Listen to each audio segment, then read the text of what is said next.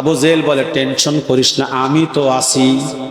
আমরা বিচার করতে পারলাম না, না পারলে কি হবে, আমার এক বন্ধু আছে, বিদেশি বন্ধু, নাম হলো হাবিব বিন মালিক, বড় ক্রিমিনাল মানুষ, আমরা তাকে নিয়ে আসবো।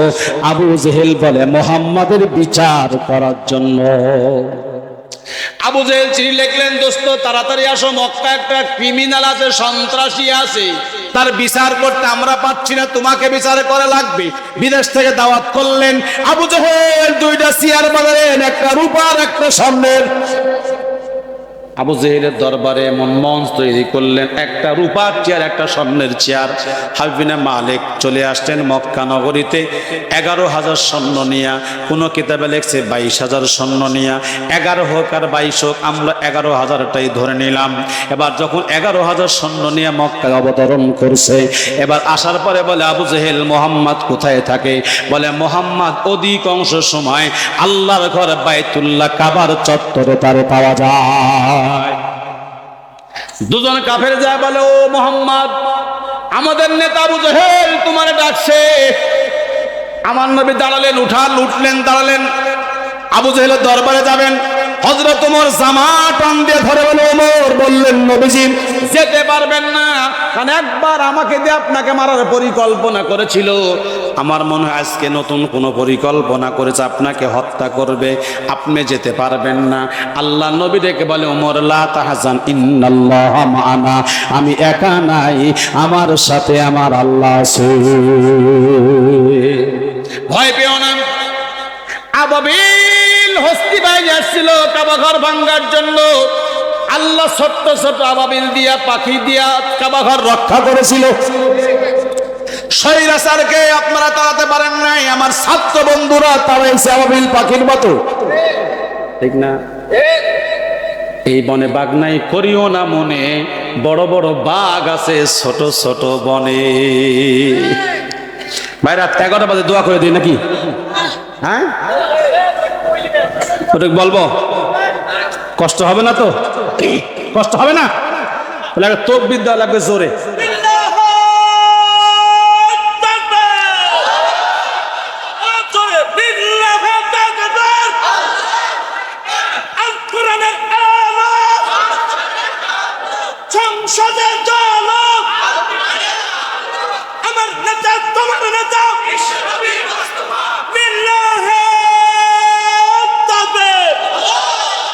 আলহামদুলিল্লাহ, আলহামদুলিল্লাহ, একটু বলেন তো আলহামদুলিল্লাহ। আমার ভাইয়ারা গভীর মনোযোগ লাগান। এইবার নবী বললেন, ওমর ভয় পেও না, লা তাহজান ইন্নাল্লাহ মা'ানা, আমি একা নাই, আমার সাথে আল্লাহ আছে। আমাদের সাথে কে আছে? আরো জোরে কোন কে আছে?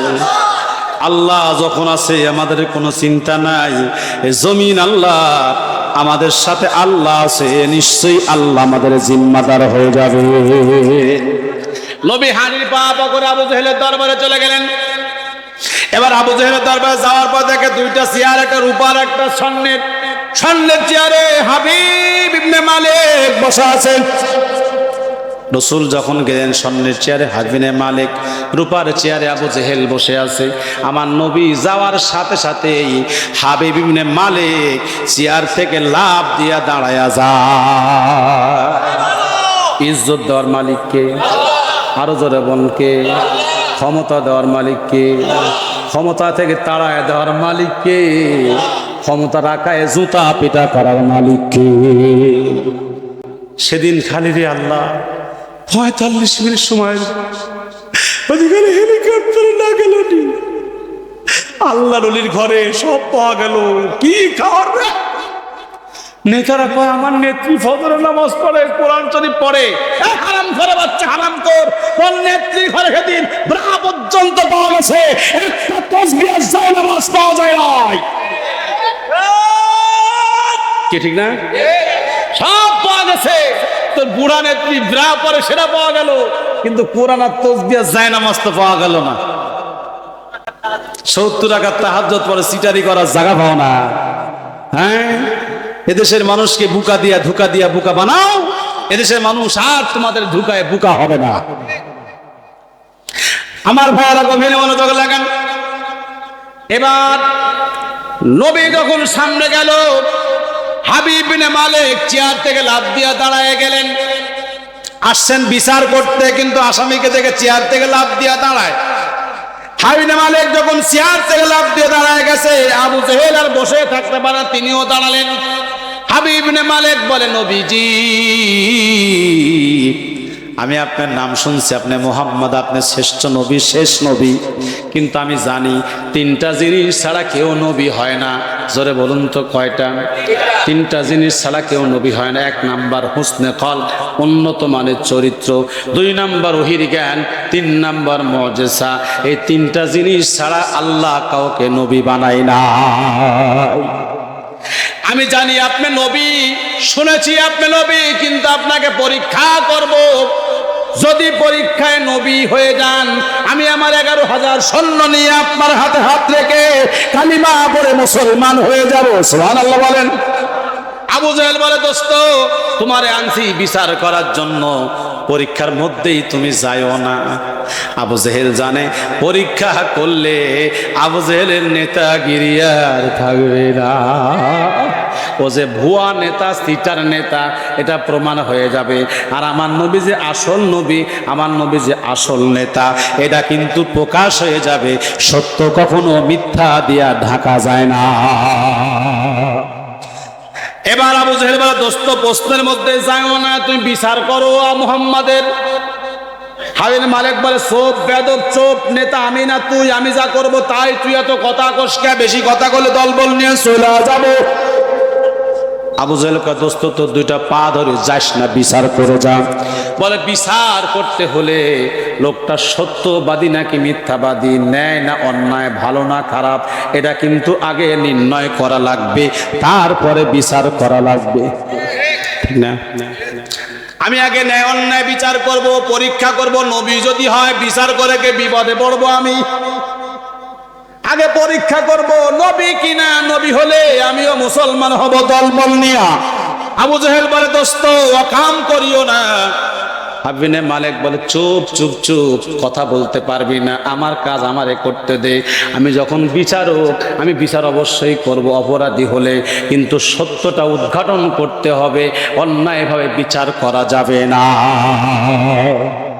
বলে, মুহাম্মদ সাল্লাম, আমি শুনেছি আপনি আল্লাহর নবী, কিন্তু এখন পরীক্ষা হবে, প্রমাণ হবে। যদি প্রমাণ হয় আপনি আল্লাহর নবী, আমি গ্রহণ করব। এই যে আকাশে চন্দ্র দেখতেছেন, নবীরা মুজিজা ছাড়া নবী হয় না।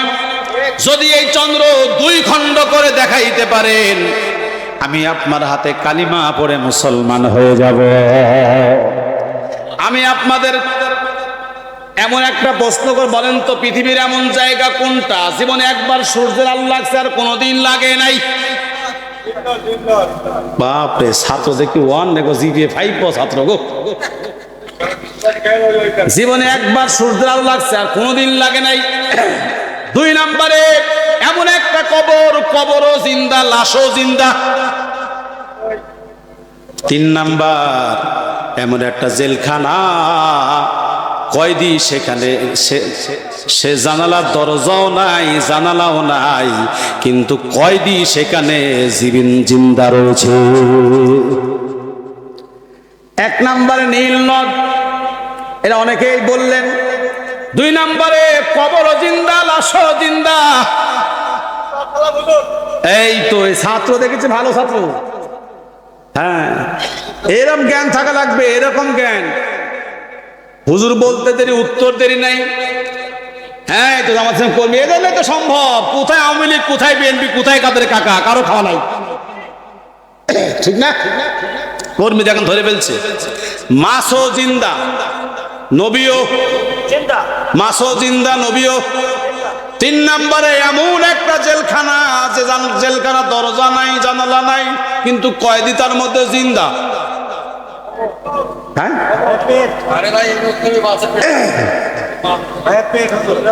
কেউ কয় কবর, কেউ কয় মায়ের পেট। আসলে কোনটা?